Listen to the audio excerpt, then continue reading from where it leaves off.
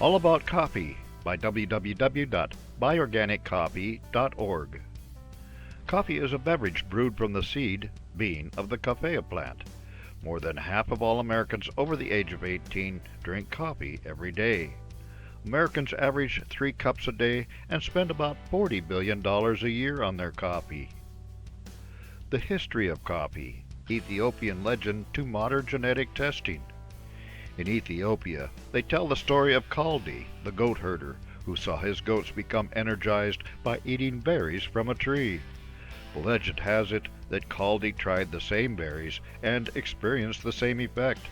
He then reported this finding to the abbot of a local monastery, who made him a drink of the berries and thus became the first person to drink coffee.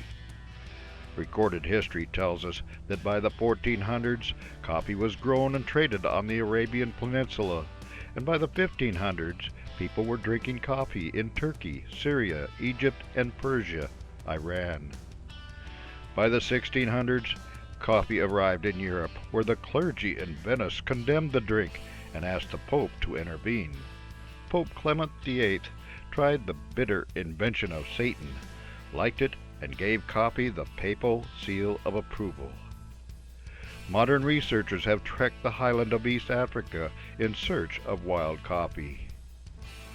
The genetic testing done on these wild varieties of coffee indicates that Arabica coffee originated in the southeastern area of evergreen forests in the mountainous Sidarno and Harar provinces of Ethiopia. What about the plants that give us coffee? Scientifically, coffee is a woody perennial evergreen dicotyledon that belongs to the Rubiaceae family. You can now forget that part. What is more important to us, coffee drinkers, is that there are 2 main coffee species, Coffea arabica, Arabica coffee, and Coffea canephora, Robusta coffee. Robusta is more hardy, more prolific, more disease resistant, and does not taste as good. Robusta also has more caffeine. Arabica is less prolific, less hardy, more prone to diseases like coffee leaf rust, and has less caffeine.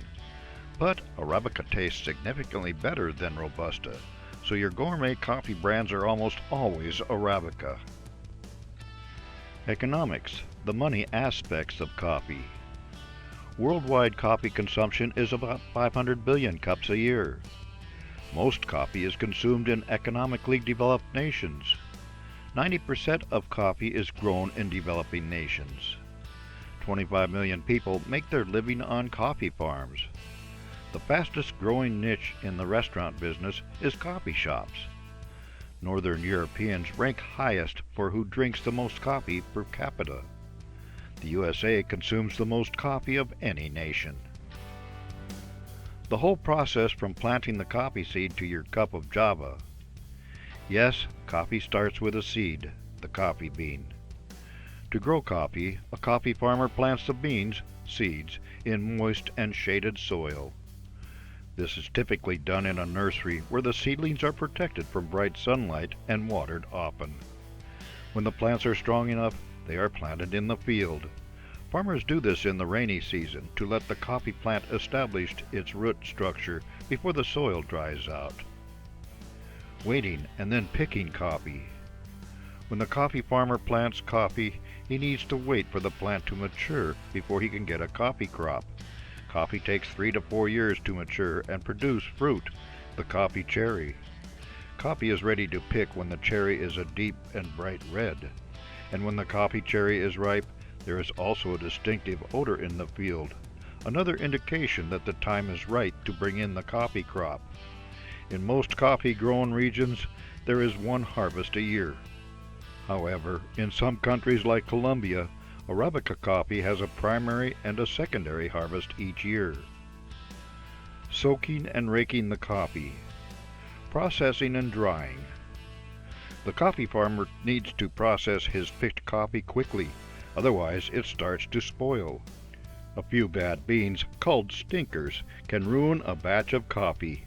There are 2 ways to process coffee, dry and wet. Dry coffee processing, sunlight, raking, and time. Dry processing is pretty basic. The cherries are spread out in the sun.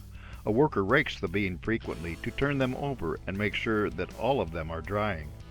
And the workers must cover the beans in case of rain and at night so that the morning dew does not moisten the coffee again.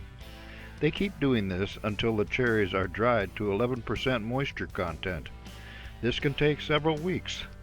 Small coffee farms in dry areas and coffee farmers without a lot of money use this process. Wet coffee processing. First you soak the coffee, but you still need to dry it. With wet processing, the cherries are fed into a pulping machine. This separates pulp and skin from the coffee bean. Beans are separated by weight using water channels where heavy beans sink and light beans float. Then the beans are separated by size using a series of screens or rotating drums.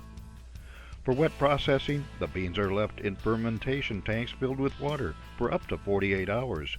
This removes another layer called the parenchyma and a layer of mucilage on the parchment. Then the beans are rinsed one more time before drying. Wet processed coffee beans can be dried by the sun to 11% moisture content, as is done with dry processing. On a large commercial coffee farm, they will tumble dry the coffee in drying machines. When the coffee beans are dry, they are still encased in a layer of parchment and are called parchment coffee. For more insights and useful information about organic coffee, visit www.buyorganiccoffee.org.